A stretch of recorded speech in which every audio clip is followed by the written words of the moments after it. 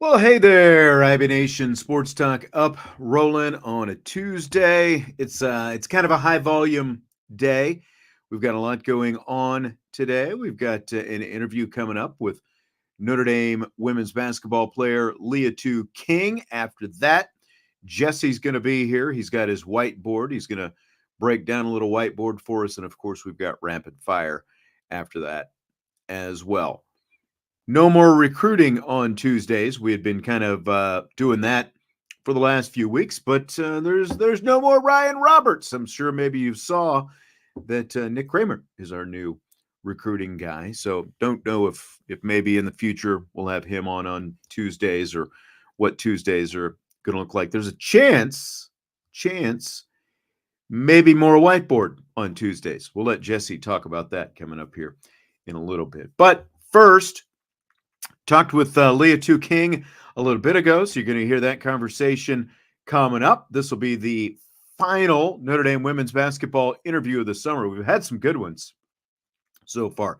Olivia Miles, Hannah Hidalgo, Liza Carlin, another graduate transfer, but right now, one of the other graduate transfers, Liatu King. We are joined by one of the newest members of the Notre Dame women's basketball team, Liatu King, who transferred to Notre Dame, of course, from Pittsburgh this offseason. She was the ACC's most improved player and first team all ACC last year. Thanks for doing this today, Liatu. How are you? I'm good. And yourself? I can't complain. Yourself? Yeah, I'm doing pretty good. I was just looking outside. I don't know about you, but looks like we're about to get more rain. That's kind of the thing this last few weeks, it seems like, anyway, in this area. But, I guess things stay green anyway. Right. I wanted to ask you, first of all, I heard that you played football growing up. Is that right? That is correct. I did, up until 8th grade. So up until middle school, I was definitely playing tackle football. Yeah. It was okay, so not just like flag football, but full blown, with the guys helmet, kind of football? Yeah, helmet and shoulder pads, all that stuff. So. Man, so were you into it enough that, if there had been a path to go to college and play football, that would have been something that maybe would have interested you? I probably no, because I like I said, I stopped in middle school, but I mean, I was pretty decent, but I knew basketball is what I really wanted to do. And when I got to high school, because I played multiple sports in middle school just to stay active, stay in shape. Sure. So kids have so much energy. I'm just letting all my energy out. But once I transitioned into high school, I just kind of stayed with one sport. Sure. What positions what positions did you play? Oh, yeah, I played receiver, tight end. I was a kicker, and then I played linebacker on defense. Man, a little bit of everything. Yeah, I was in those skilled positions. I was gonna say, that's no joke football. Yeah. That's not just playing around football that you were in there. So that's awesome. That's like I said, I kind of saw that little nugget. Are you still a big football fan? Do you follow football now? Yeah. I like college football better. Like at Pitt, I was always tuned into their games, and if it's on, I'm always tuned in. I don't have no specific football team, if you're going to ask either. So. Are you at least excited for your first Notre Dame football experience? Yeah, I hear they're good, so I want to see that. I did wonder, since you're from DC, if you were a Commanders / Redskins fan growing up or anything I was like that. Growing up, but it's just hard to be a Commanders fan. But with the new management they got going on, owners, stuff. Hopefully they're able to turn the franchise around. But as of right now, no, I can't say that I'm a Commanders fan. I don't have to tell you that I'm a Cowboys fan then. So like, Wow. I know, I mean, right? I don't hate you. So Okay. My dad, like I actually grew up, he was a Redskins fan growing up, yeah. so we had like a little, our own little rivalry there, obviously, all the time. Well, you played for, 4 years at Pitt, and you're in that last class of players who could do like the COVID extra year of eligibility, basically, because you played there for 4 years. So now you're going to get your fifth year this year. Did you consider at all, not playing? Did you definitely want to hit the portal? What was that kind of like for you? Yeah. No, I always wanted to play that extra year. Okay. Um, I was at the time. I was like, if I can get another degree or certificate or whatever, and still be on scholarship, like why wouldn't I do that? Obviously the opportunity presented itself. I kind of, I guess one of the reasons why I hit the portal was because I wanted something different. I went to Pitt for 4 years. I graduated. I did what I, intended to do. I got a Sure. degree, and so, you know, like I said, a reason for me hitting the portal was to kind of experience something new, get that change, and here I am. Well, after watching you average a double-double last year, 18.7 points and 10.3 rebounds at Pitt, I mean, I think it was an easy decision for Neil Ivey to want you to be on this team here Yeah. at Notre Dame. Why was Notre Dame ultimately the right decision for you? I mean, the coaching staff is amazing. Coach Ivy is amazing. She's a people's person. Even just like I remember watching them play the ACC tournament and the championship, and just when they won, how excited everyone was just for her. Like her players excited for her, saying that she's a players coach, and that's honestly someone that I wanted to be coached by, like somebody with that type of character who holds um who her players love so much. You know what I'm saying? So Sure. that was one thing, and then with specifically Notre Dame, just the history and everything behind Notre Dame. How I, I wanted to be, excuse me. Also, I wanted to be able to like play in a tournament and have that experience, and just Notre Dame. Notre Dame has that resume, so. What were some of those conversations like when you were talking with Coach Ivy about coming here? Um, she talked about, well, she asked me what I was looking for in a school, and I told her I wanted to be able to play down, longer, or play in March. You know what I'm saying? Sure. That exposure. That's something that I said. And we talked big on character. And she talked about how she's big on character. And again, that just goes to show when her players are advocating big for her in post game interviews. So. Was that experience, obviously being at Pitt, you talked about seeing them in the ACC tournament and winning the ACC championship and all that kind of stuff. But I mean, you had firsthand experience against Notre Dame, obviously, as well. Cause like in that rotation of teams where you would play Notre Dame Right. twice a year, they'd play Pitt twice a year. Was having that familiarity, was that kind of big for you as well? Just kind of knowing, what the program is all about and kind of seeing that on game day as well. Um, Not as much as you would think, Okay. but I would say a little bit. I mean, yeah, I was familiar with the game, but obviously once you're here, it's way more. Yes, you scout teams and whatnot, but when you get to the actual school and you're breaking it down, it's like there's way more things than what you think it's on the surface. So it's Sure. not really much. The transfer portal process, I'm curious, like what that was like for you. Was it a stressful process being re-recruited all over again? What was that like once you went into the portal? Um, yeah, I mean, it was definitely a lot. Just being, I guess I was being a player that's highly sought after. A lot of coaches hitting me up, trying to make a pros and cons list, trying to see what I want out of school. Um, that just getting through all that, and this was all around like when I'm about to graduate, so I'm still like in school trying to figure stuff out and stuff. So it was definitely a process, but I got through it, and I'm grateful. So. You said a pros and cons list. Did you Yeah. literally like sit down and Yeah, I'm a write down pros and pros cons and girl. So really? I would sit down and open up a document, Google Docs or whatever, and or even notes, the notes app on my phone, and just sit and make a pros and cons list on, or even before I even get to the pros and cons list, I kind of write down like what I'm looking for in the school, and then what the school has to offer me. You understand? And then once I kind of narrow down, okay, I like this school, I like this school, then I'll kind of get into my pros and cons list. Well, I mean, you obviously mentioned a few of the pros that that would have worked in Notre Dame's favor between Niele Ivey and culture and stuff like that. But you also mentioned March, the ability to play in March, because that's obviously for as great a season as you had individually last year from a team standpoint, that was lacking. Was that pretty high on the list? Definitely. And just knowing Coach Ivy, the experience that she has, she's done it as a player, as an assistant coach. She's made it, far, and as a head coach. So big pro on my list.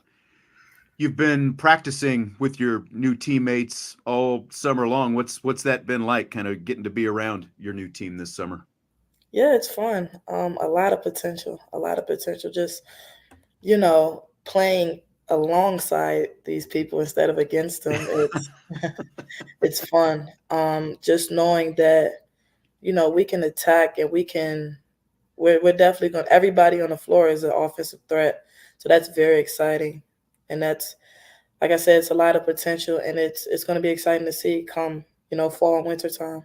Well, I mean, the roster, like when you look at it, is just so stacked with you, and you add Liza, Carlin as well, along with the players who are already here. You've got 6 different players who at some point in their career have been first team all conference, including you. Does it feel like almost like an all-star team that you're playing with when you go to practice? Definitely. And I think the thing that is, I guess, the cherry on the top, the best thing about it is no one's selfish. We all know that, we're capable of scoring, but, if we see somebody open in the corner, whatever, it's extra pass. It's no selfishness on this team. And I'm so, like I said, I'm so excited to see how everything works out come winter. Well, I mean, again, coming from where you came from, you were the best player at Pittsburgh, but you're coming into a situation with, again, with a stacked lineup and a rotation that can literally go 10 deep, like a legit 10 deep. Did that at all, like when you were putting together your pros and cons list, was that at all a negative to you? Like the fact that maybe your numbers, like could be affecting, those kind of things. Yeah, no, because the way I think about it is that Notre Dame was really good guard heavy, but I think what they could have added more was forwards like Maddie. Right. Maddie's really good, but Maddie, I think I can help. I thought personally I can help this team, and so I didn't look at it as my numbers are going to go down or anything like that. Like I said, like everybody's unselfish. Well, you're 6 feet tall, so you kind of break the mold a little bit of a typical power forward because of your size. Yet at the same time, you've been one of the best rebounders in the ACC the last 3 years. I mean, we've got to see that up close and personal, just like Niele Ivey has as well. So what makes you such a good rebounder, despite the fact that your dimensions kind of break the mold a little bit? I guess knowing that I am a little undersized, just attacking the ball, going to get the ball, being aggressive on defense or offense when it comes to boxing out, just doing the little things. My reaction time on getting the ball, I think, is pretty good, and that's how I'm able to grab 10 rebounds a game, 10 plus rebounds a game. I think that's going to help this team. Like I said, I think it's going to help this team. Absolutely. Like, does that football background, does it kind of come into play? Maybe, going to get the ball, going to get the ball in the air or something. Could. But I mean, you know, like I kind of joke about it, but you know, like you said, you played linebacker and stuff like that. It's not like you're one of those out of control players on the floor. Right. Like it's, to me, it's even more impressive having again watched you up close and seeing the kind of production that you have. It's not like you're, you know, just like this whirling dervish out there. Have you ever had to sort of work to, you know, have that kind of composure, I guess, or has that always been there for you? I would say it's always been there. Like I'm calm, cool, and collected. I try not to get too high, try not to get too low. You went, you know, again, like you went from 2 years ago, you were averaging what, right around 9.5 points a game, and it bumped up to 18.7 last year. How did you basically double your scoring from one year to the next? Well, definitely got more touches. Yeah, I got more touches. And I think just overall being more efficient getting to my spots, being more efficient when I'm open, making open shots, more than my junior year. It's really simple, honestly. You know, you were talking about like being an unselfish team, you know, with Notre Dame right now, and you've got literally two of the best point guards in the country. Both of them have been All-Americans the last couple of years, and in Hannah Hidalgo and Olivia Miles. What's that been like, being on the receiving end of passes from those two? I tell Liv, like sometimes, like I'm grateful. Sometimes she is so like good with passing the ball. You gotta always be ready with Liv. You gotta always be ready. But again, like it's a great thing, you know, having those two guards that can maneuver through defense, that can get you the ball in your sweet spots, and that can just facilitate. It's funny because when she came in her first year, like I don't think most of her teammates were ready for Yeah. that. Like does it take a little bit just It, to it, get it used to that? does. Like You gotta always be watching her. You gotta always be watching her, right. ready to just receive the ball. I'm curious, you have never attempted a three-pointer in your career. Like how do you, like, especially in today's game, how do you go 4 years and never even, you know, maybe a desperation half court shot or something? How does that Yeah, happen? I just honestly I take what the defense gives me, right? And so my philosophy is if it's not broke, don't fix it. Obviously, I've that's something that I've been working on, just shooting more, uh getting up threes more over the summer. So when opportunity does present itself, you know I'm ready. But as far as the last couple of years ago, I just always been a great attacker. My first thought is to, you know, get to the rim or get a foul or whatever the case is. So that's just really what that is. Did anyone ever try to make you a guard at any point in your life? Um, I was always like the biggest girl coming growing up, and so that's why I kind of am. I think attack first. You understand? Okay. Yeah, that Yeah. makes sense for sure. Good shot blocker though, as Yeah. well. And so that's where that comes from as well. Just again, like I told you before, just instincts and anticipation.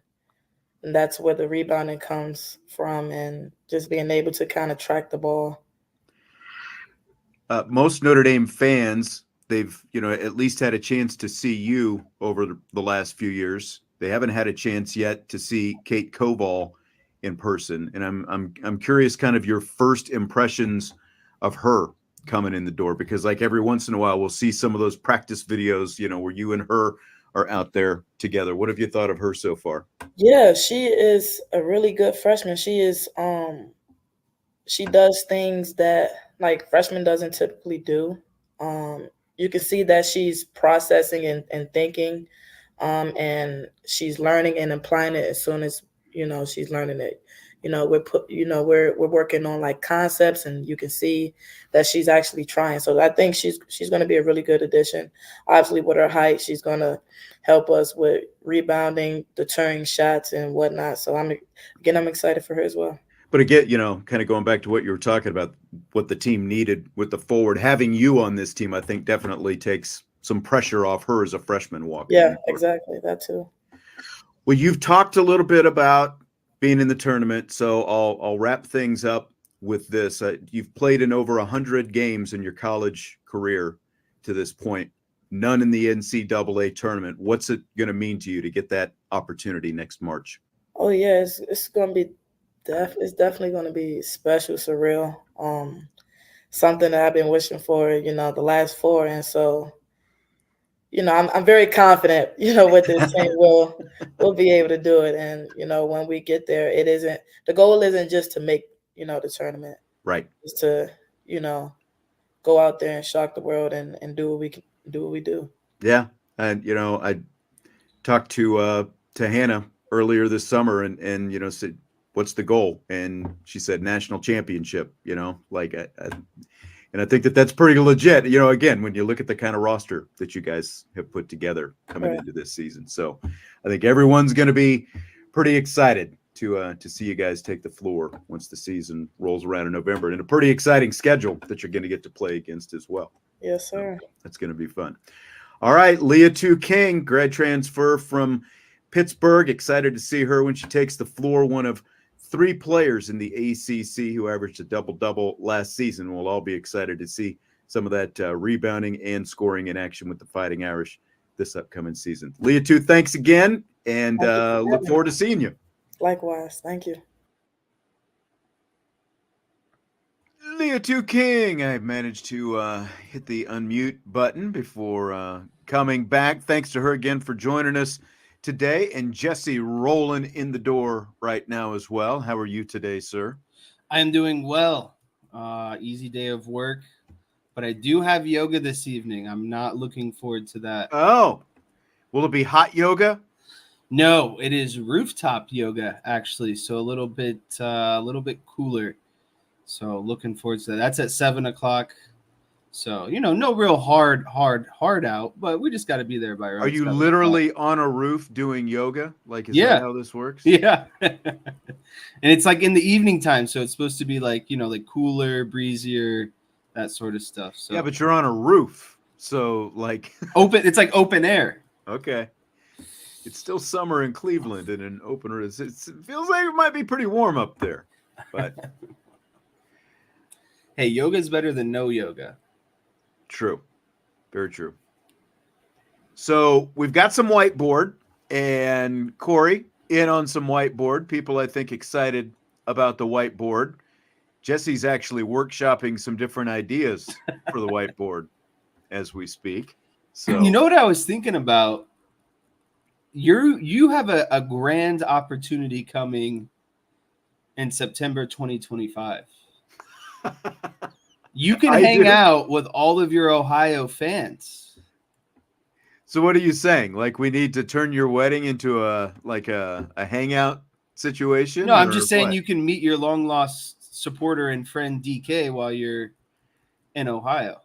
I thought DK was a Michigan man. No, he lives in the Cleveland area. He's just a Michigan fan for some reason, like Detroit Lions fan. Oh, okay. I guess I missed that. So have you hooked up with No. DK out and about someplace? I haven't. He tries to hit me up, but I'm too cool for him. Yeah, right. Far too cool. By the way, speaking of Ohio fans, Tommy threw this in earlier. He said he has a mailbag for tomorrow ready to go and not to let him forget it. So it has to do with Joe Walton's shoe size, which is interesting. But all right. Whiteboard, you ready for it? Yeah, let me pull up some stuff. Okay, so let me set this up a little bit. So on last week's Hard Knocks with the New York Giants, the offseason edition, they were at the NFL Combine, and they were doing interviews with different quarterbacks because they, picking up toward the top of the draft. They didn't ultimately end up taking a quarterback, but they were showing some of the interviews that they had with the quarterbacks, like Drake May, J.J. McCarthy was in there, and Jayden Daniels as well. Daniels, of course, what they would do, they would have these quarterbacks drop their favorite play that they ran when they were in college up on their own whiteboard, and then they had to explain the play to Giants head coach Brian Daboll and the rest of the Giants executives. So Jayden Daniels was one of the quarterbacks in there. He, of course, played for current Notre Dame offensive coordinator Mike Denbrock at LSU last year en route to winning the Heisman Trophy. So thought it was interesting. We took the play that Jayden Daniels drew up on the whiteboard for the Giants executives, and we're going to take a look at that. I thought it was significant when you look at the skill sets of Jayden Daniels and Riley Leonard and the fact that it's Mike Denbrock that's coming in here, basically the same playbook. So we took a play from Mike Denbrock's playbook last year at LSU. And I should also say, before we go no further, hit the like button if you would. It does help us out quite a bit. Like button, boost us up right now, right? So here's the play that Jayden Daniels drew up. And it is essentially 11 personnel, not essentially 11 personnel. It is, well, no. Yeah, it's 11 personnel. Yeah, it's 11 personnel. I had to think there for a second. And you've got 3 receivers to the right. You got another receiver to the left. You've got the quarterback in the shotgun with the ball on the left hash and a running back to his left in the backfield. So sent this to Jesse, and I said, Jess, what do you make of all this? What do you think? What can we do with this? So where do you want to go from here? Yeah, I think the important part is to kind of give an understanding of how the defense might line up to this, because eventually it's going to play significance. So, I mean, to start off, you're going to have your corners on the end wide receivers. So the number 3 wide receiver to the field side, and then the lone wide receiver into the boundary. That's who your corners are going to be, matched up with. And right now, if you're the corner, if you're the offense, you don't know if these corners are running man. You don't know if they're running cover 2, whatever it might be. So that's kind of pre-snap. These corners are a little bit pressed up, but they're going to be taking or accounting for these wide receivers, kind of like first thing. So again, I'm talking about the boundary wide receiver and then the far side wide receiver all the way to the field. And then after that, basically you have 2 safeties to kind of, cover the rest of these wide receivers. So you're going to play one of your safeties on the number 2 wide receiver to the field side, about 10 yards deep. And then your most inside wide receiver, you're going to take your linebacker. You're basically going to tell him to split the gap between the end man on the line of scrimmage and the wide receiver. So that's kind of, where this guy is centrally or kind of located right now. End man on the line of scrimmage is here. Wide receiver, which would be the right tackle, and then the number 1 wide receiver right there. This linebacker is going to split the difference between those 2, and essentially the safety, the remaining safety is going to be kind of in the middle of the field.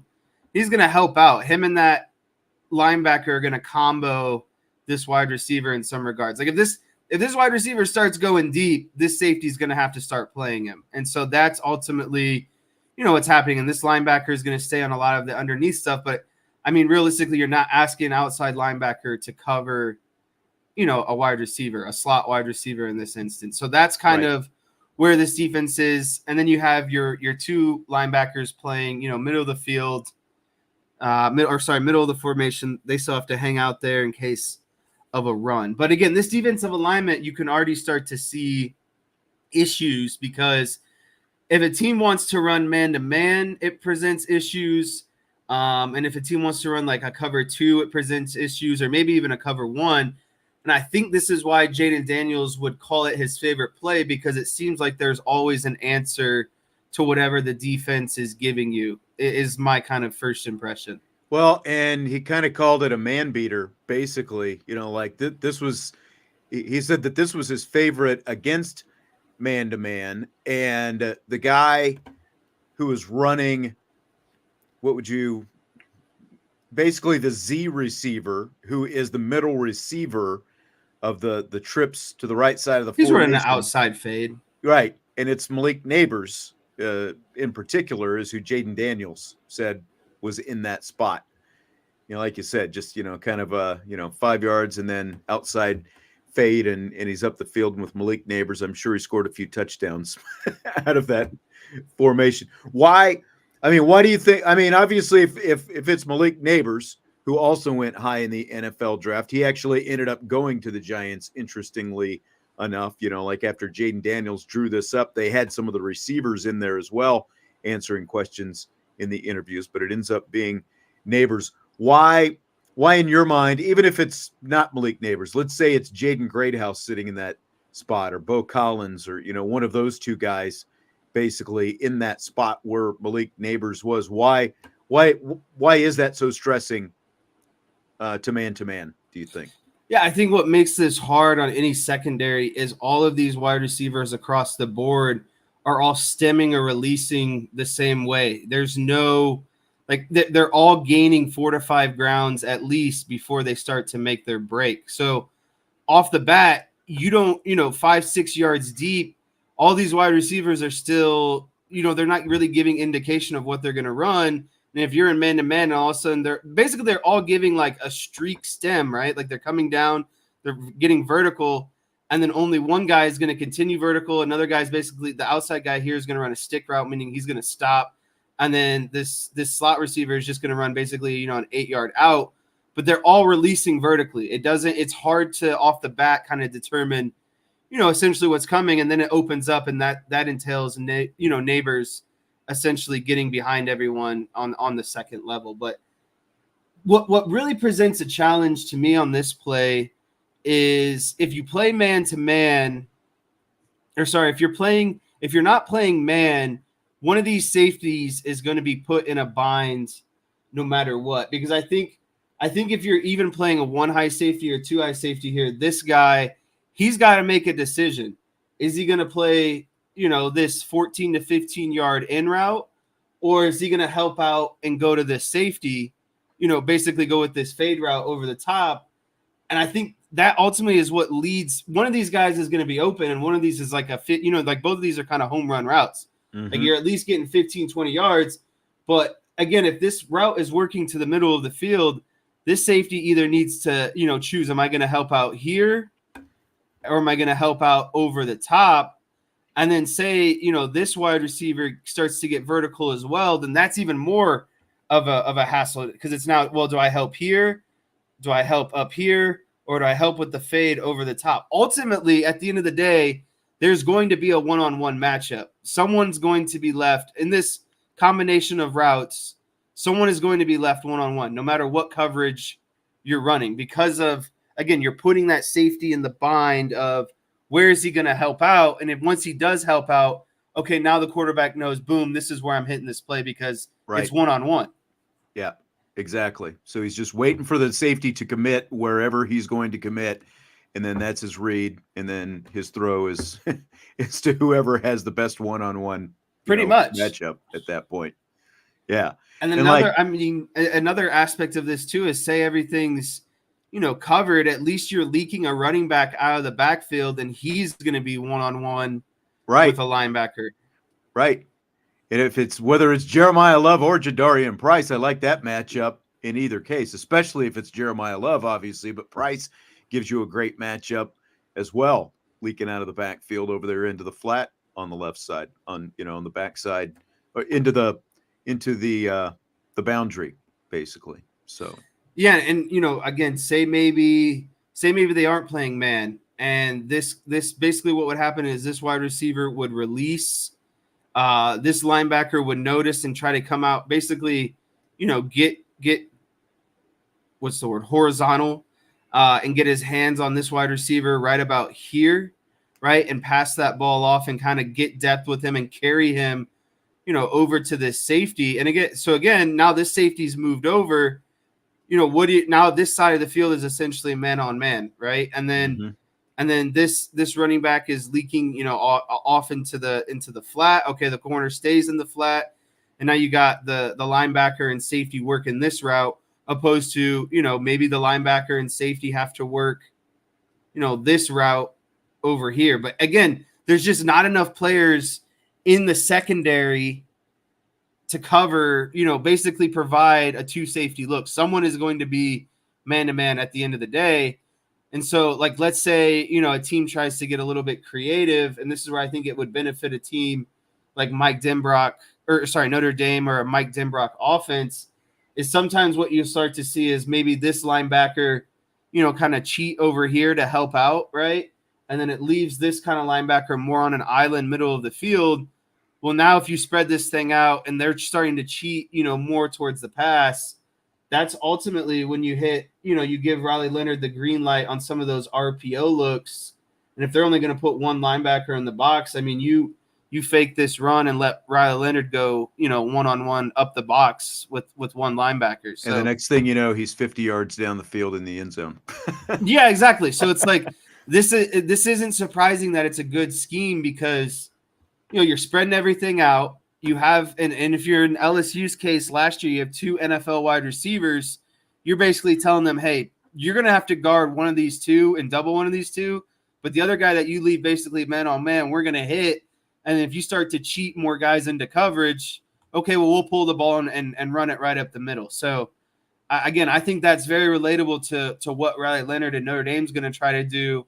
And, I mean, it's no surprise that Notre Dame wants an abundance at wide receivers, right? Different profiles, different abilities to kind of run these routes and get the spacing that they want on the field. It's not just, it's good that they have multiple guys who can, run different routes, essentially. It's not just on Colsey, or now you have a room that has, Colsey, Collins, and Thomas. And then, if your field wide receiver is Chris Mitchell and KK Smith, and then your slot is Faison and Greathouse, and Greathouse can play, all 3 wide receiver positions, you can get kind of creative with that stuff. No, absolutely. Like I'd be licking my chops to get Collins, Faison, Greathouse, Mitchell all on the field at the same time in a situation like this, because again, you talk about putting the safety in and then put Jeremiah Love as the running back in the backfield. Like you talk about putting a defense in jeopardy. It's a lot of stress on a defense. Yeah, that's exactly right. Pick your poison. Which way are you going to go? And then the thing is the defense has to be willing to compromise on, worst comes to worst, this is where we want you to beat us on this play. Right. Exactly. And then, as you said, the added dimension of having a guy, like Riley Leonard, who can just pull it himself and go. It's pretty exciting to kind of see that. It's like, so I've been saying, man, this offense, I think, is going to look so much different than anything we've become accustomed to seeing in a long, long time. Long time. All right. Good stuff. Is that it? That was it. You know what my next question is then? Are you ready for rapid fire? I am. I hope. Did you and Vince get into the offensive stuff yesterday? What do you mean the offensive stuff? Your composite rankings for the offense? Yeah, we did offense and defense. Oh, yesterday. For some reason I thought you guys were saving defense for me, but that's okay. No, we did both yesterday. We split it up. So we did the defense together, then we did the offense. Oh, together. Okay. I see now. Yes. I think when I read it, when you said you were splitting it, it was you were going to split like offense to one. That would be Vince like and one defense. day. Yeah. But that's just, I can't really read. So that's, again, my fault. That's okay.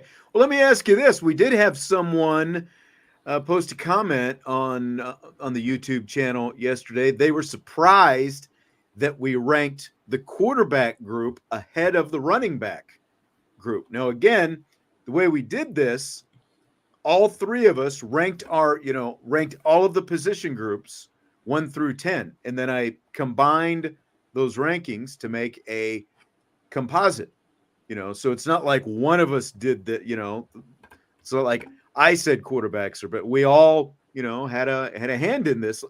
Did it surprise you at all that the quarterback group would be ranked ahead of the running back group? I think we all had the quarterbacks ahead of the running backs, if I remember right. Yeah. So the thing that it's funny, I remember this exact kind of rationale going on in my head when I did the ranking.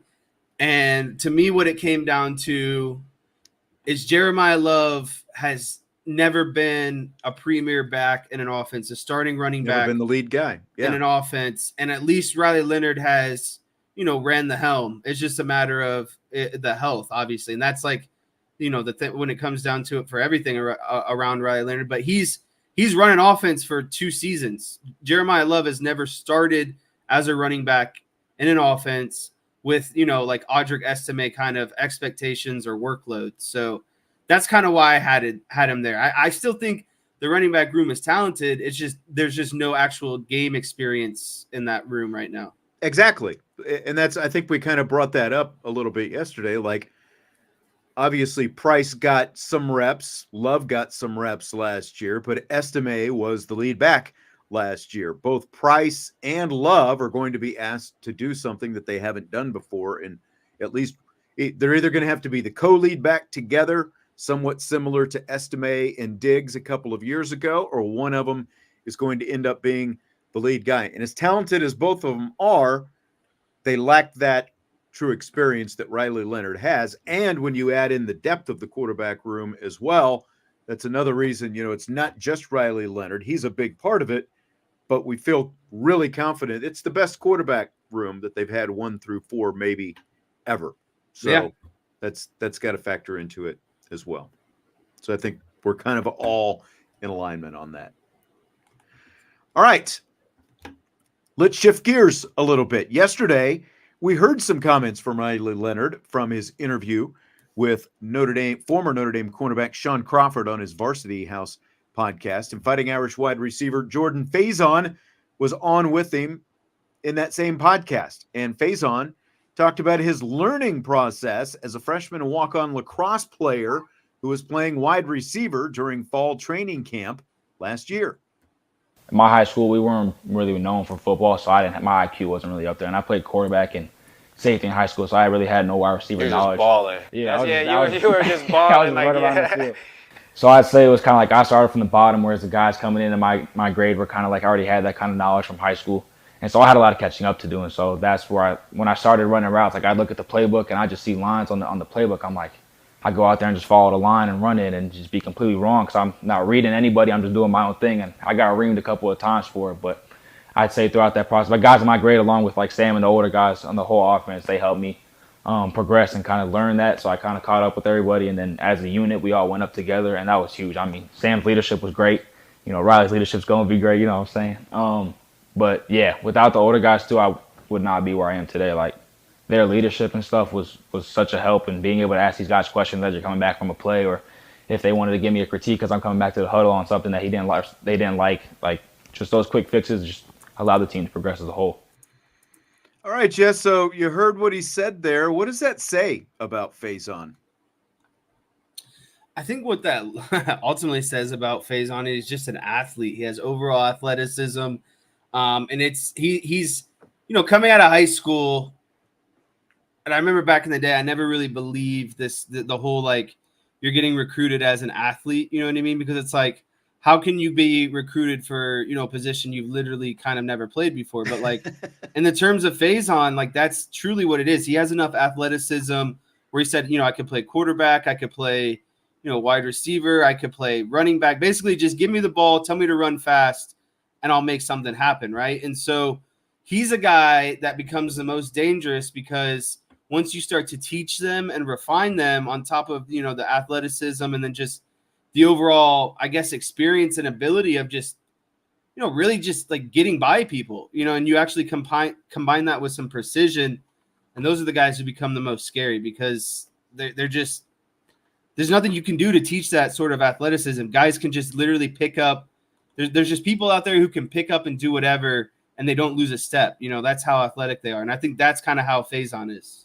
Well, it's crazy to me to hear him describe it that way. Like during training camp, this guy who played quarterback and defensive back at high school is walking on as a wide receiver at Notre Dame.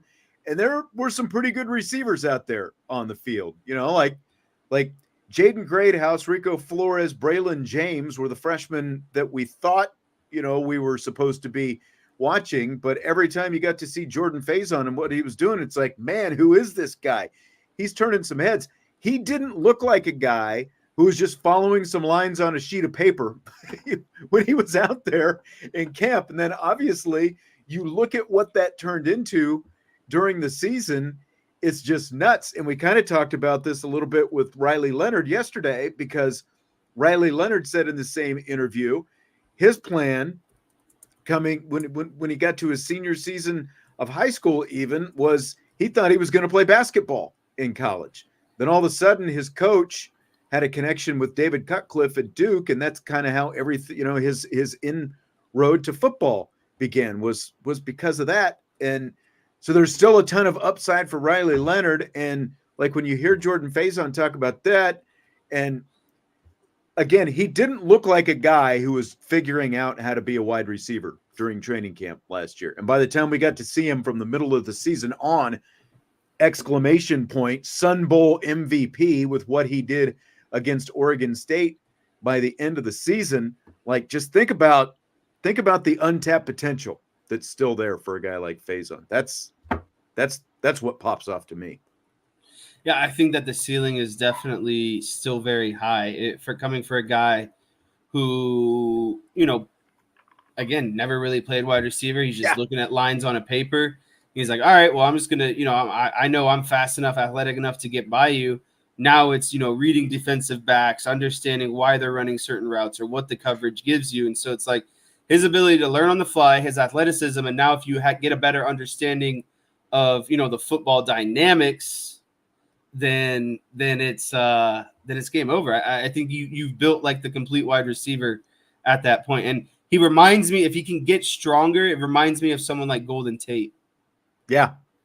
I think that's a good comparison. Like when you look at just the, the kind of athlete, obviously Golden was a little bit bigger, not a ton bigger. Golden wasn't a big guy, but he was strong. He was like Tigger. Yeah. He was strong and boingy, springy, and, the speed and the whole thing, just a ton of talent. And obviously Jordan Faison has that as well. Faison also talked about facing Notre Dame cornerbacks in practice. I mean, the first 5 games of the season, I was running scout team.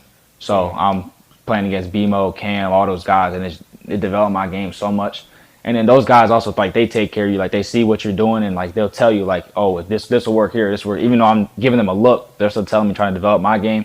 And then when Cam was here, like, after practice, I'd go one-on-one with him and just working on my releases and stuff. And just that stuff develops you so much. And those older guys having that care for you and kind of showing that support is just huge. Yeah, speaking of that, like the one-on-ones, like our DBs just beg us all the time to go one-on-ones. Like we'll finish a throwing session and they're just sitting there in the corner. Like we threw on Saturday. J-Mick's sitting there in the corner howling at us like a werewolf or something, just begging us to go one-on-one. So like they're a super competitive group and like always ready to work. And that, of course, was Riley Leonard kind of jumping in there at the end. I thought that was kind of funny. They're howling at him because they want to get more work in. When you were facing your offensive counterparts, when you were playing linebacker in practice, like, did you get a lot of help or pointers from them? What was that like? No, not necessarily as much. And I think what you have to like realize is there's kind of 2 parts to this. Like, I think when, the scout team is going against, the number 1 defense or vice versa, scout team versus the number 1 offense, it's a little bit different because those are guys who are a little bit, younger. And those are the guys where it's like, it's not as like, I'm not going to say it's not as serious, but like there's more flexibility of that stuff of being like, okay, like this is what, this is a learning moment here, especially if like you're trying to make, like they're trying to give you a specific look. And if that wide receiver isn't running it right or, doing exactly kind of the correct technique, then yeah, of course you're going to, help them and that sort of stuff. And then sure, after practice, yeah, like one-on-ones, maybe working, like you see defensive ends and defensive, and tackles working on stuff. And then a lot of, you see this the most really out of corners and wide receivers, if we're being honest, because it's just so easy to line up and just, like run routes on air, essentially. There's no contact, like linebackers, defensive linemen, like you're still rushing, someone. So it's like involves still like the physicality of it at the end of the day.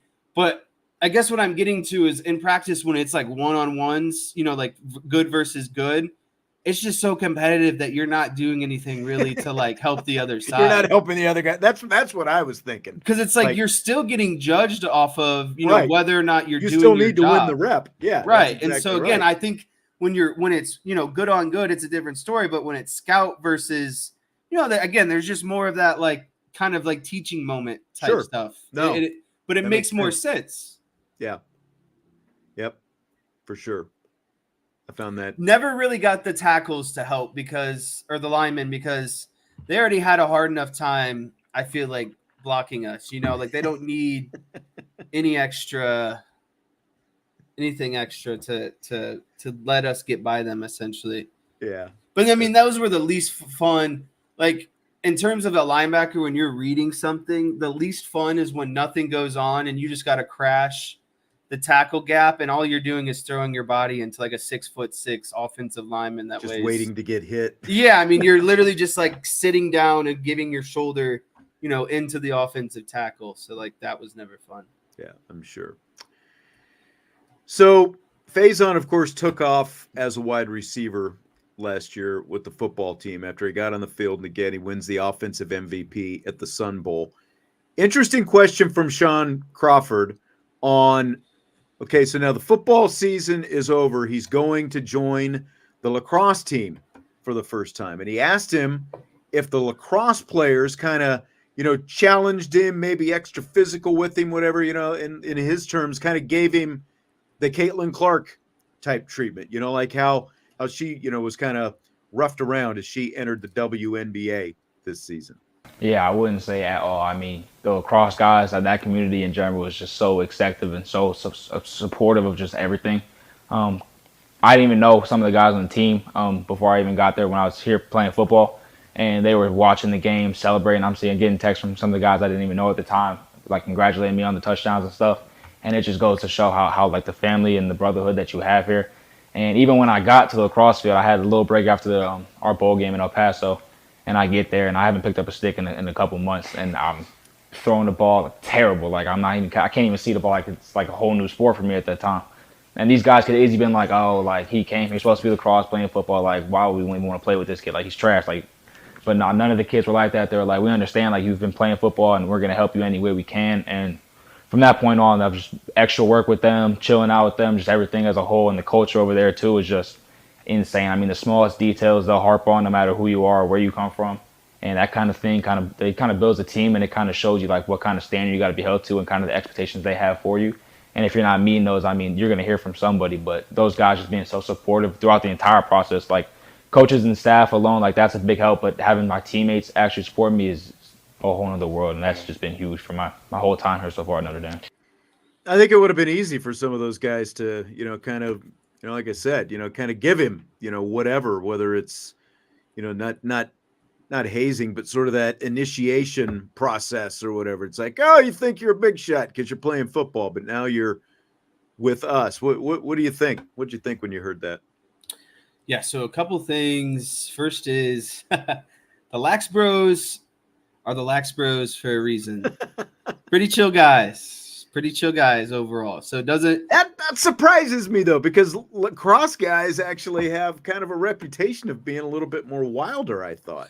They are, but they're like they're a community of their own. Like they take care of each other. Like when I remember in college, there was always like the lacrosse had a house, and they were always having parties and stuff, but they only invited like certain people. It was like a very kind of not exclusive, but again, they're nice people. I had tons of lacrosse friends, but they were just it was like its own kind of fraternity almost is maybe the best way to put it. Their own kind of like circle. So, but in terms of them being, accepting a Faison and not really giving him a hard time, it makes sense because, I mean, look at that athleticism that we were just talking about. And if you're the Notre Dame lacrosse team and your goal is to win a national championship, why would you not want a guy who adds more of a threat to your team overall, right? And so if you're seeing him torch secondaries on Saturdays, I'm sure all those guys are salivating about how he's going to run across the field and be able to, burn through defenses and score goals. And so it's like, to me, if I saw that stuff, I would be like, wow, how can we get this guy? How does this translate to lacrosse? You know what I mean? Because again, it's like if he's burning college secondaries, I'm pretty sure he can burn through, lacrosse defenses. So, and he did.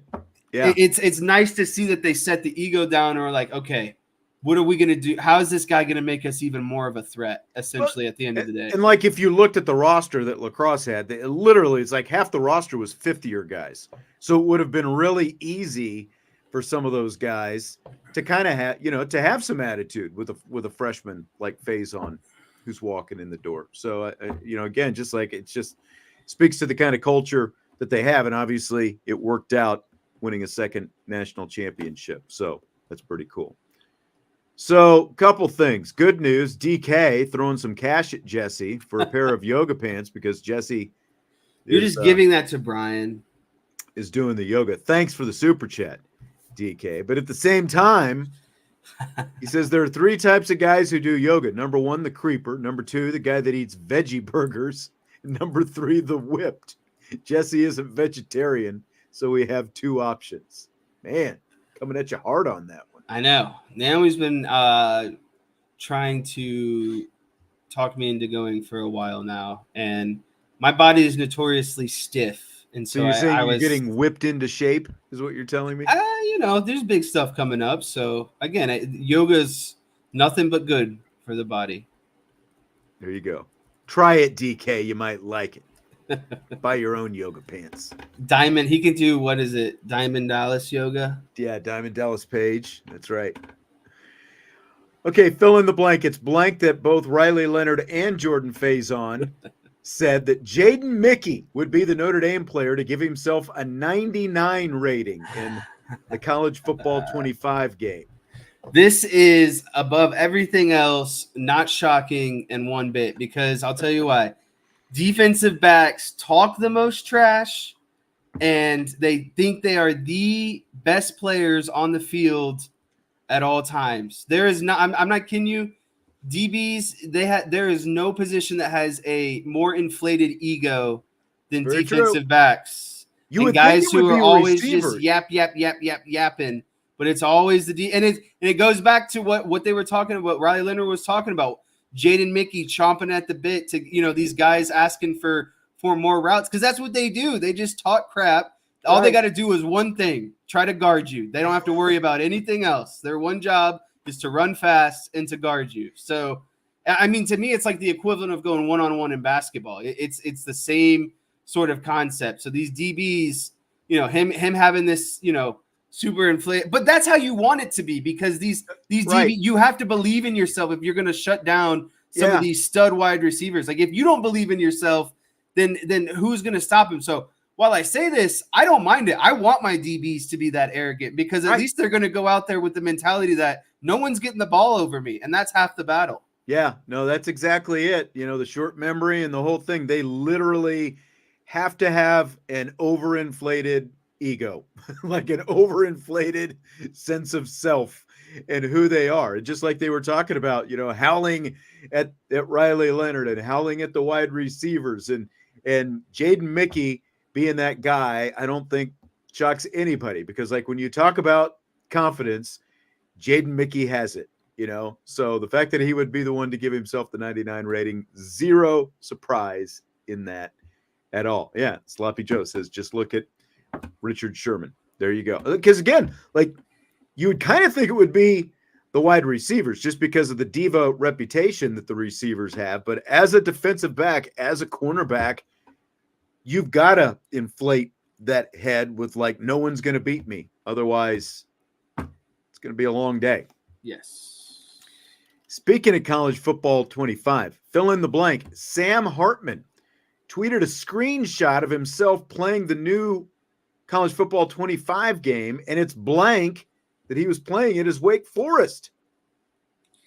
It's spicy that he was playing as Wake Forest. And he is lighting up Clemson with the Wake Forest offense. Yeah, and he said, and basically the caption was, I think it was like letting off some steam. And what he was alluding to was his struggles against Clemson as, a Wake Forest quarterback. And obviously we saw the struggles against Clemson when he played, for Notre Dame as well. But the reason why I say this is spicy is because I think it ultimately shows at the end of the day what offense he was most comfortable running. I hate to say it, but I think so too. I don't think he the knows. proof is in the pudding. Yeah, and I think that with Denbrock's obvious, I think I would assume that Notre Dame's. I haven't played the game yet, but I'm assuming Notre Dame's offense is resembles around more of what Denbrock does. But to me, again, it kind of shows what he was falling back to, or what he was ultimately comfortable with, and maybe why he struggled a little bit with first-time offensive coordinator Jared Parker at the helm. So I don't know. To me, it goes back to his comfortability, and ultimately, I think he was that's the offense he knows how to run. Yeah, Gordy, and now we're not prosecuting him for, playing it. We're having a little fun with it, just so everyone is clear here. And, it's just. I mean, within 30 minutes, someone my friend sent me the picture and said, the best quarterback at Notre Dame over the last 10 years isn't even playing with Notre Dame. And I was like, all right, well, that's a little dramatic. That's he wasn't the best quarterback at Notre Dame over the last 10 years. I would probably rank him third. Well, he was trying to be, he was having dramatic. fun with it as well. I was going to say, I think I would put the seasons DeShone Kizer had ahead of Sam Hartman's, but yeah, I mean, he had what was it, like 102 points that he was hanging on Clemson. It shows how much those guys know about the game, though, right? Because I'm sure they're not just out there like he's not playing on beginner. You know what I mean? He's out there probably on a hard mode, just dicing up defenses because he knows how to. Yeah, and he knows all the audibles, everything. Do you know anyone who's actually got it and has played it? Like, do you know anyone personally who's played it? I don't think yet? so. I haven't, like, none of my friends have texted me about it yet. Right. Hartman's lighting it up, and it just goes to show, like everyone is in this thing, man. It was funny seeing that familiar number 10 for Wake Forest behind center in that game, though. Fill in the blank. It's blank that Riley Leonard says the last song he listens to before a game is Amazing Grace. To me, it's kind of strange, but, each to their own. I was more of like I wanted to listen to something that was really going to kind of like pump me up, whether that was maybe like hard rock or like some like hard rap stuff. But like Amazing Grace really feels kind of slower, pulling things out. But again, maybe that's what Riley Leonard needed, was that calmness or that like control of breath or, clear state of mind type of situation. So, for him, I can understand rather than amping up, kind of dial it down a little bit, control the emotions. Yeah, but again, for him, he plays a position that you don't need to necessarily be amped up. You need to be calm, cool, demeanored, under control. I needed to rev myself up to go run into a running back and tackle him as hard as I could. So it's like, it's just different music for different roles, essentially, is what it kind of comes down to me. He's a very spiritual person, and he kind of talked about his faith and some of that stuff in that interview as well. But Amazing Grace was like the last thing that I expected. I expected some country song, basically, like that's what I thought we were going to get from the Fairhope, Alabama guy. But Amazing Grace, like, it just doesn't. Probably the last song you would think of when you think of a football player getting ready to run out on the field and play a game. Amazing Grace. But hey, everyone's got their own, personal thing. Everyone's got their thing that dials them up or dials them down or gets them in the headspace that they need to be. And it's obviously worked out pretty well for them. Like, it was me, I would, probably be, like Kickstart My Heart or something like that, Motley Crue, something along those lines would be more in the wheelhouse. So Riley Leonard's got Amazing Grace. I wonder which version, like if there's a specific version that he has. I was curious about that too, and I think some other people in the chat were saying, it'd be like this country version of cover of Amazing Grace. Right. Major League Baseball All-Star Game, of course, is tonight. Do you buy or sell players going back to wearing their regular uniforms during the All-Star Game rather than the matching All-Star uniforms that they've been wearing for the last several years? Yeah, I do buy that because I think it's authentic and I think it's kind of old school that you get to represent, you're representing your team at the All-Star Game. I get it. You're still a team of All-Stars, but I think it's cool to see, when those guys are out there, they're wearing their specific hat, their specific uniform.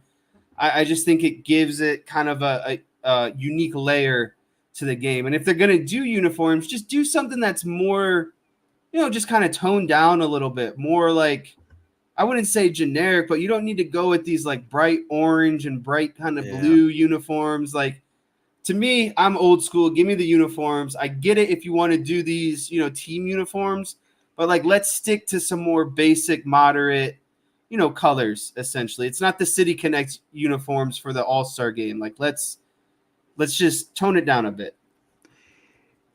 Yeah, I completely buy that they should go back to wearing their own uniforms because it was just always so cool. Like when you would see them, for example, like the introductions, at the beginning of the game, they run out there. They've got matching hats basically, or their hats at least look similar, but they run out in the uniform representing their team.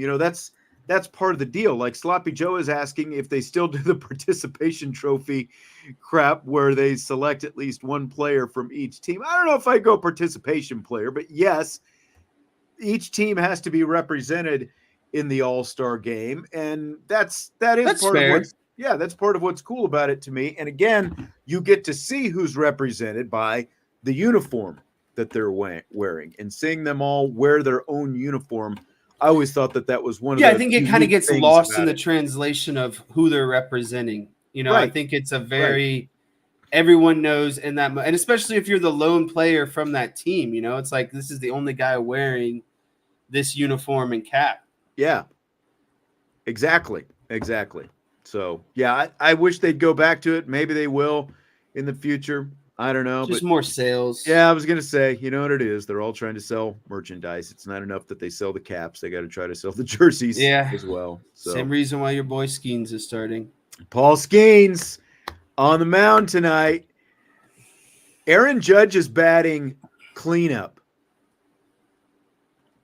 I've seen this debate kick up. If it goes 1, 2, 3, are they going to let him go to Judge? Right. Like, if you're Paul Skeens, would you rather strike out the side, or do you want at least a runner to get on to have the opportunity to face Aaron Judge, considering he is only going to pitch one inning? Well, here's my argument. This whole thing is, we want Skeens. So you think this is going to be set up so that we see Skeens versus Judge? Is that what you're leading to? If it goes 1, 2, 3, there's no doubt Skeens is running back out there against Judge. You think so? Even though they've said he's only going to pitch one inning. There's no doubt. Again, if they're setting this thing up for what they want it to be, the marketing of the best players and the most hot, relatable players, popular players right now. I mean, we're talking about a guy who's in contention for Triple Crown and leading, a lot of offensive categories, and just has done nothing but, hit bombs over the last 2-3 seasons. Mm-hmm. And we're talking about the young, great, pitcher that throws over 100 and has all these strikeouts. It's like that's best on best, in my opinion. Best pitcher, Absolutely. Best hitter. So if that's what this whole thing is supposed to be about, then I think you have to run him out there and give the fans what they want. Yeah, Anthony's saying that he is pitching only one inning again. Yeah, I don't think that he'll come out for a second inning if he doesn't face Judge, to answer your question. I would be curious though to see, would you intentionally walk the number 3 batter just to have a little fun, put a runner on base and let him face Aaron Judge? Like if there's 2 outs and nobody on. The other part of it, everyone's acting like Skeens is just going to mow through these guys. Who's to say there won't be, somebody gets on? Listen, all these guys can hit 100 miles per hour at this point. Right. Especially when we're talking about the 3 best hitters in the American League. Velocity is going to be no issue for these guys. It's just a matter of can they pick up on his off speed that's, looking like his fastball, and then it's going to split off. The velo is not going to be an issue, especially if Aaron Judge just touches the ball, that thing is going to fly. Yeah, like Anthony brings up, and I was thinking about this as well. I don't know why Bruce Bochy didn't just bat Aaron Judge third. Judge bats third for the Yankees. Why didn't he just bat him third? Obviously, he doesn't care about the Skeens matchup, but I don't know. I think that Major League Baseball would have strongly encouraged it if they had had any input in all of this, even though Jesse thinks that they've had a lot of input anyway in making sure that Skeens is out there for the first inning. That 1, 2, 3 though is going to be I wish Skeens would have to go through the first 6 batters. I would want to see him go against Quan, Gunnar Henderson, Juan Soto, Aaron Judge, Jordan Alvarez, and Jose Ramirez. I think that is a brutal 6-batter stretch right there. But again, it's like, why not just swap Soto and Judge, at 3 and 4? There's no reason to not have Judge at 3. But, I mean, those are still like Quan, best batting average in the AL, a guy who literally was batting like almost 500 at one point. Gunnar Henderson, young shortstop coming off the home run derby last night, the most home runs ever by a shortstop coming into the All-Star break. Juan Soto and Aaron Judge, the two best, players for the Yankees, and just overall on-base percentage slug guys. It's like, I don't know, I'm very excited to tune in and see those kind of first time, through the lineups until guys start getting subbed out. Like, those are going to be some really good matchups. By the way, Primanti Brothers in Pittsburgh is giving everyone who shows up to their restaurant during the All-Star game a free sandwich in honor of Paul Skeens. So it's too bad you don't live closer to Pittsburgh. You could show up at Primanti Brothers tonight, get a free sandwich during the All-Star game. I have to ask you, did you see Paul Skeens' red carpet outfit? Was that the white suit? The white suit. I did see that. Just going to say it. I don't think white men should be wearing white suits. White men should not wear the all white unless suit. It's like Brad Pitt or like Matt Damon. There's very few men who can pull off the all white suit. Gosling, I feel like Gosling could pull it off. You just gotta, and this is nothing against Skeens. It's just like you're already, like you just kind of washing yourself out essentially at the end of the day. I just think there's much better color to sit. But what do I know? I'm not dating, Livy Dune and all that stuff. So he's obviously, got things working the right. I think she probably told him to wear that too at the end of the day. She probably did.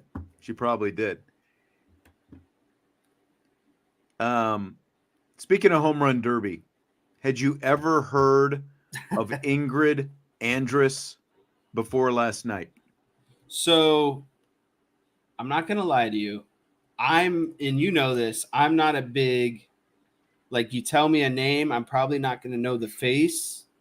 But when I started to kind of look into some of her popular songs, I was like, okay, I've heard those before. You recognize the songs anyway? Yeah, I recognize the song. I would not know her face to her name by any means. But another thing kind of, that makes her popular, she also writes a lot of songs for other people. So I know I've heard of some of the songs that she's written for other people as well. So I've only heard her because of music. I didn't know that was the face and name.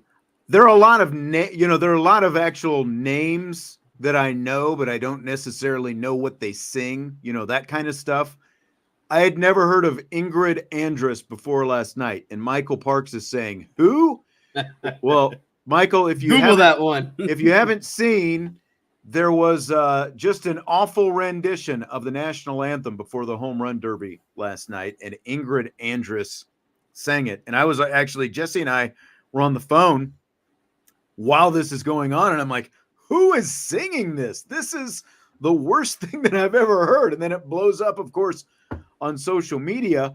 Well, she put out something today in response to her less than stellar performance last night. She said, I'm not going to BS y'all. I was drunk last night.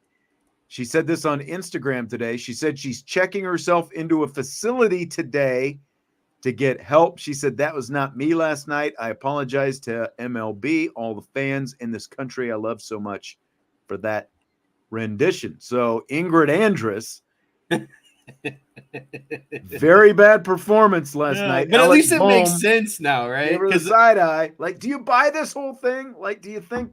Yeah, I mean, this is a Grammy nominated. Like, if you go through, four-time Grammy nominated artist. That's what I mean. One of the all-time worst national anthem renditions. There's no way you sound like that. I'm sorry. And especially like in country music, there's less auto-tune. It's more about, I feel like, your vocals. So like, I think the bigger question is, one, should there always be a backup on hand for situations like this? And two, who let this girl, get white girl wasted? There was no manager that, because she's like, she's skinny, she's tall. And so it's like, I feel like 3 cocktails is enough to do someone like herself. She was in. probably nervous, like knowing that she was going to be in front of all those people. So she, was trying to like calm her nerves and maybe went too far with it. Like if I'm being generous with, maybe the situation that led to all this.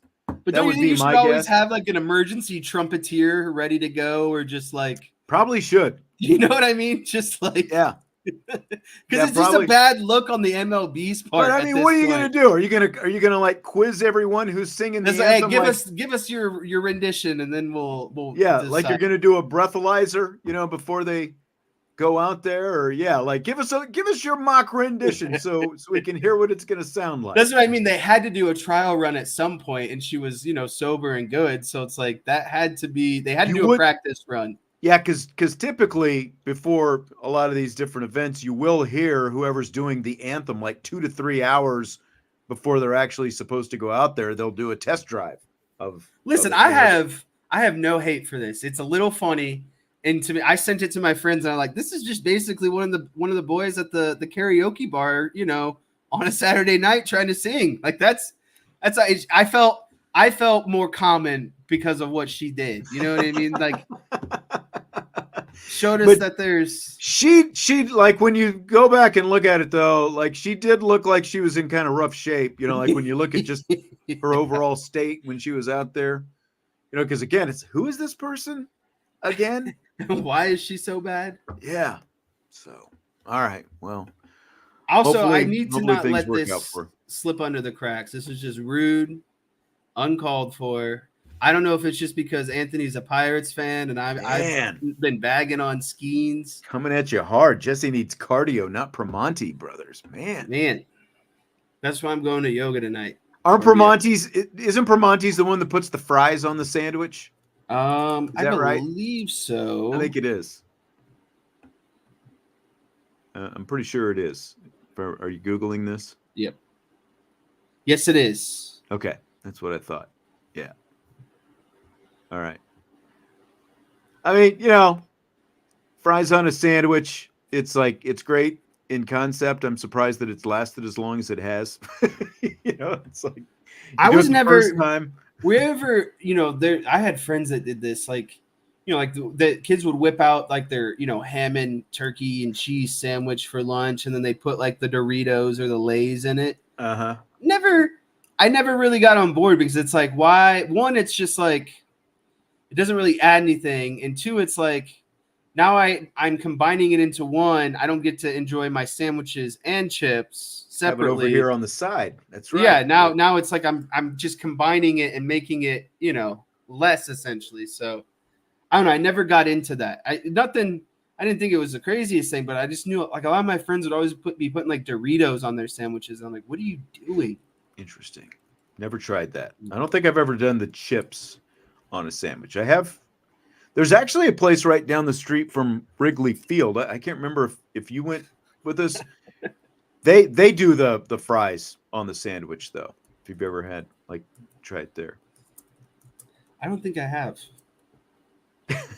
Man, Anthony is coming even harder. He's said he saw a picture from your college days when you were jacked. Not so much anymore.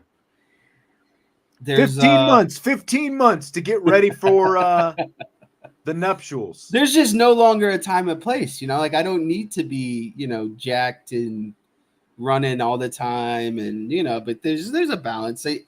I was telling you yesterday on the phone, there's a big difference between like just going to class, walking around to class, being on campus, just an 8-hour job where you sit at a computer all day. You kind of take advantage of those extra steps that you used to get in and not even think about, just like the stuff outside of practicing, working out, all that stuff, games, just the extra steps. Like you get used to what, your typical intake is. And then you get a little bit older when all that activity starts falling off, and it's very easy for it to slide pretty quick.